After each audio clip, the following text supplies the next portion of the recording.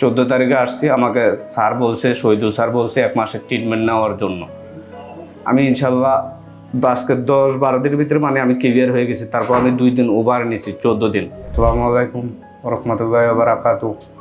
আমার নাম মহসিন। আমি গিরিশে আছি আজকে প্রায় বিগত 7 বছর ধরে।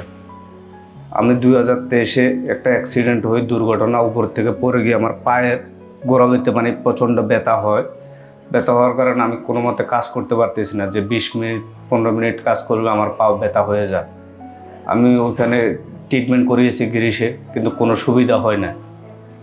তারপর আমি এখান থেকে বহু জায়গাতে যোগাযোগ করি, কিন্তু কোনো ভালো হসপিটাল পাইতেছি না, যোগাযোগ করতে পারতেছি না কোনো, এটাতে আমি কোনো স্যাক্রিফাইস পাইতেছি না কোনো বন্ধু বান্ধবের কাছ থেকেও। যার পর দিয়ে 2025-এ আবার আমার হাত অ্যাক্সিডেন্ট করে, সাইকেল অ্যাক্সিডেন্টে গিরিশে পাতিনে অ্যাক্সিডেন্টে হাত অ্যাক্সিডেন্ট করে এখানে ভেঙে যায়। তো আমার হাতটা বিগত 1-1.5 মাস বাঁধা ছিল, এভাবে গলাতে বাঁধা ছিল। বাঁধা থাকার কারণে হাড্ডিটা জোড়া নেয়, কিন্তু যখন আমি হাতটা সোজা করি তখন আমার রক টান খায়, আমি আর ব্যথাটা আর কমে না ভিতরে।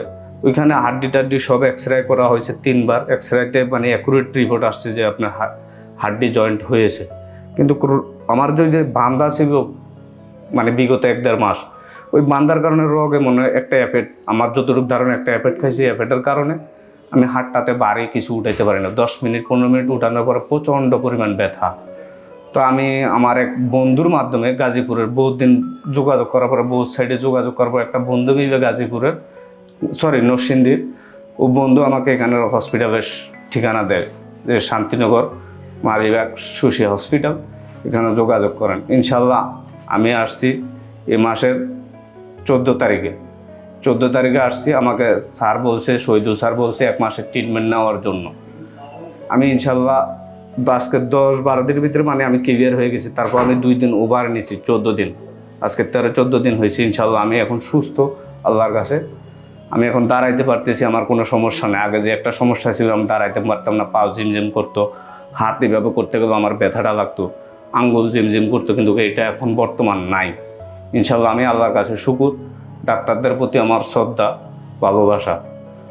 এবং আমি আমার বক্তব্য শেষ করছি। আসসালামু আলাইকুম।